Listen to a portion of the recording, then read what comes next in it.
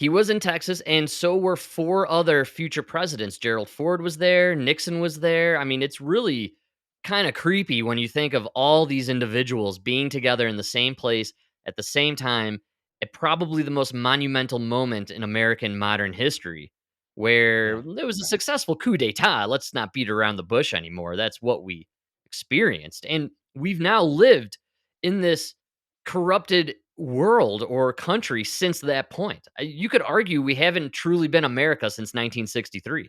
No, that's what I mean, like, there could be something in there that knocks over a domino. Like, what we are all we're all, like, talking about the known unknowns. Remember Yeah, that? The known unknowns? But it's the right. unknown unknowns. What if this thing reveals an unknown unknown that just sets off a domino where now you're like, "Yeah, we need to do something." We need to revolt against the CIA who's taken over our government and slowly whittled away our rights. You Right. know? It's, revolution time then, right? That's when the we Like, the way they talk about Putin, because Putin po bo Putin bombed an apartment building in the middle of the night. That was how he was able to gain control. His party, like, took control over Russia, right? Yeah, man. All these innocent people died. It was the KGB that bombed the apartment. Like, the way that's what makes Putin Putin, you know? Yes.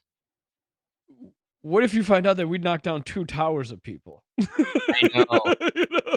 Like, the thought of that. We wiped out your president in the '60s, took out Nixon in the Yes. '70s, right? And Yeah. then we took down 2 towers with innocent people. That gets really crazy. It gets crazier too when you think about we knock down those towers and then send in some random agent to toss a freshly printed passport on top of the rubble. So that way we could all see that Right, right. the passport survived. And it just so happened that these terrorists decided to do this 8 months after George Bush takes office. Yes. Like, the the coincidence, you know what I mean?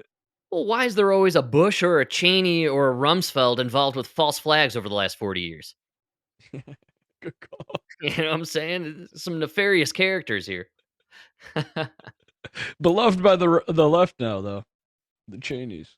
Yes, the left loves the Cheneys. Loves the Cheneys. They love the Cheneys. They can't get enough. Well, like I said earlier, Schumer was making the rounds and he was on our favorite program here on the Dude Man podcast, which is The View, featuring the crazy cuckling hens that are the ladies there, with Bebop, Rocksteady, and company. So they had Schumer on today, and I typically avoid all the outrage stuff. There's plenty of podcasters and influencers out there who are, always ready to jump the gun and be enraged about whatever was said on what program. We typically avoid that here because we just don't have enough time to do it.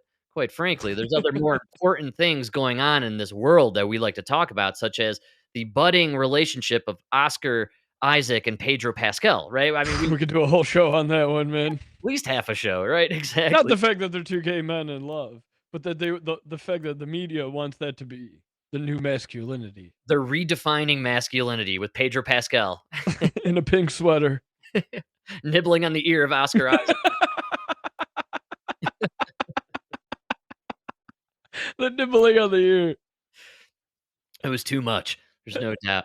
But I will jump on the outrage train because I saw this clip.